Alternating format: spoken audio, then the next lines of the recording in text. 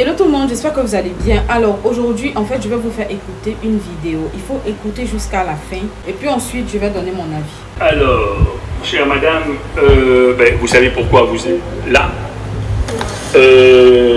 Quelle est votre position aujourd'hui? Vous contestez les faits ou vous admettez les faits qu'on vous reproche? Tout ce qu'on a dit, je n'ai pas nié les faits, mais sauf que je me défendais par rapport au coup qu'il m'a donné.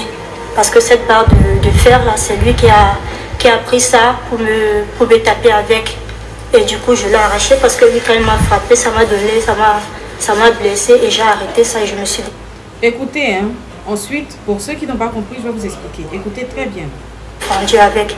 Oui, vous êtes fort défendu, puisque est-ce que je me trompe en disant que le bras de monsieur a été brisé?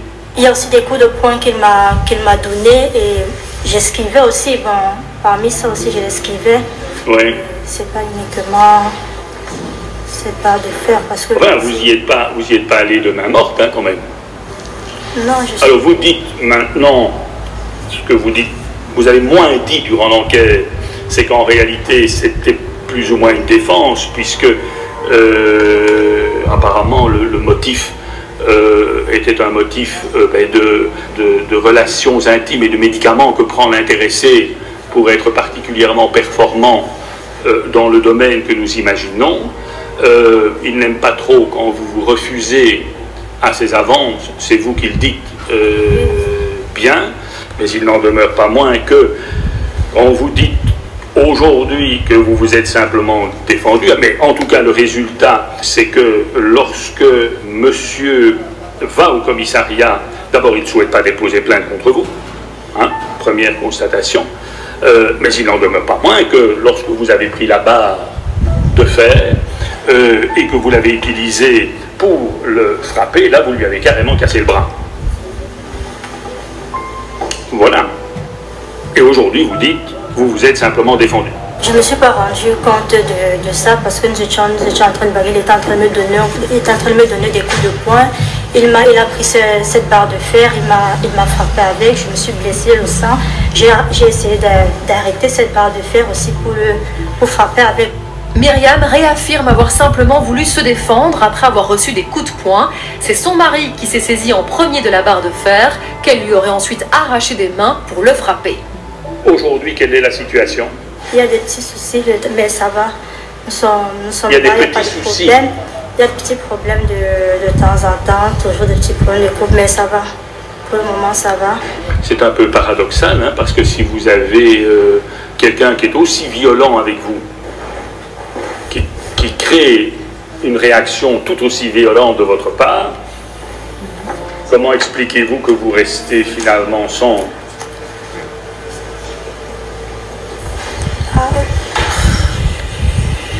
Nous sommes ensemble, on tient l'un de l'autre, il y a les enfants. Eh bien, je vais entendre ce que souhaite me dire monsieur le procureur du roi.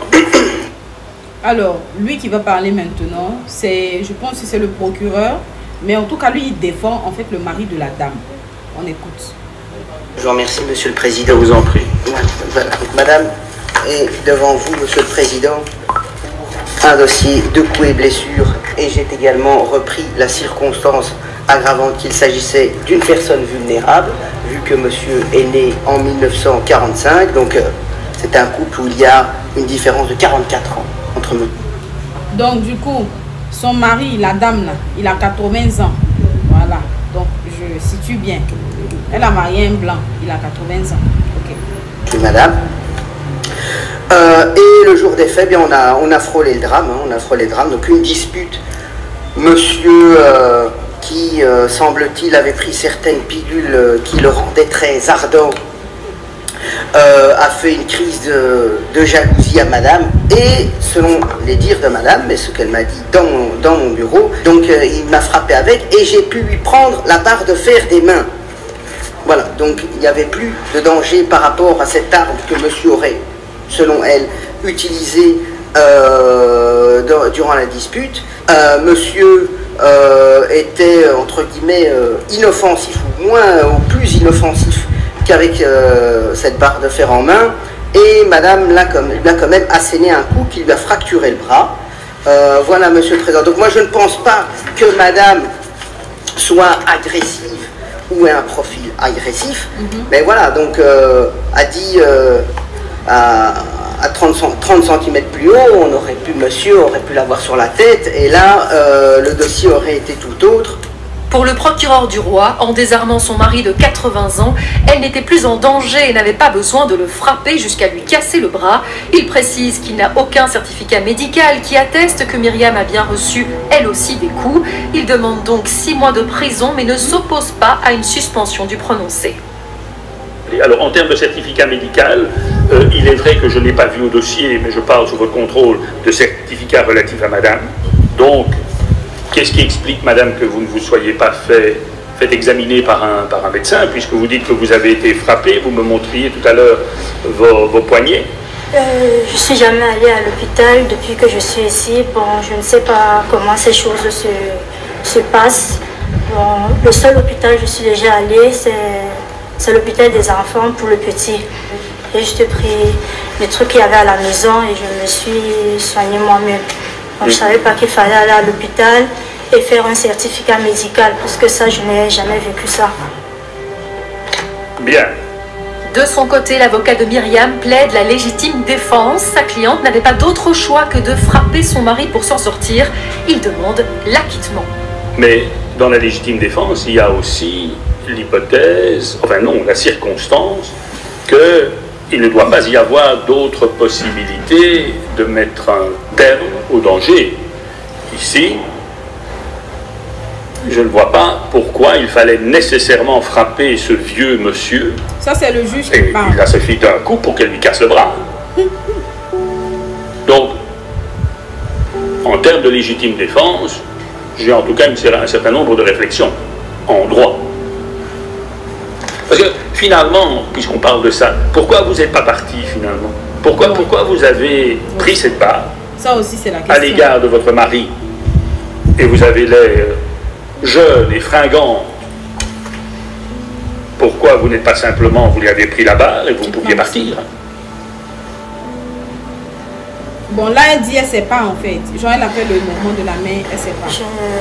Pardon? En fait, je ne sais pas, parce que là, même en arrachant la barre, là, il était toujours en train de me donner des coups de poing. Bien. Eh bien, madame, je vais réfléchir à tout ça et je vous ferai part de ma décision, madame. Monsieur le Président, j'aurais bien voulu faire une petite réplique. Excusez-moi, monsieur le procureur du roi, bien sûr. Le procureur du roi décide en fait de rajouter en fait quelques... Voilà. Parce que lui, il ne veut pas laisser. Il trouve que c'est trop facile. On écoute. Voilà. Donc, évidemment, monsieur le Président, moi, je ne suis pas d'accord avec l'avocat de madame par rapport à la légitime défense. Et vous avez un peu décortiqué mon raisonnement, monsieur le Président.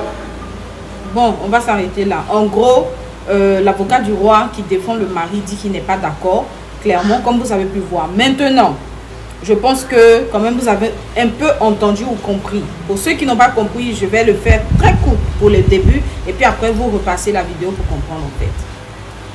La dame là, elle a eu un discours avec son mari et en fait il a pris voilà les substances pour être bien au lit. Maintenant le problème c'est que elle ne voulait pas. Elle ne voulait pas faire. Donc du coup, il a commencé à faire jalousie. C'est devenu palabre. Palabre, elle est partie prendre barre de fer. Et puis, il a commencé, d'après elle-même, il a tapé au poignet. Et puis, bon, elle lui a arraché ça. Quand elle lui a arraché, elle a tapé un coup. Elle a cassé le bras du monsieur. Donc, voilà l'affaire. Le monsieur aussi dit que lui, il ne veut pas porter plainte contre sa femme. Mais je pense que le procureur s'est auto-saisi de l'affaire. Parce que vous savez qu'en justice, même si tu ne portes pas plainte, le procureur peut porter plainte lui-même. Parce qu'il trouve que c'est quand même choquant, clairement. Donc, c'est ce qui s'est passé. Ils ont porté plainte et voici un peu ce qui s'est passé. Je lis vos commentaires.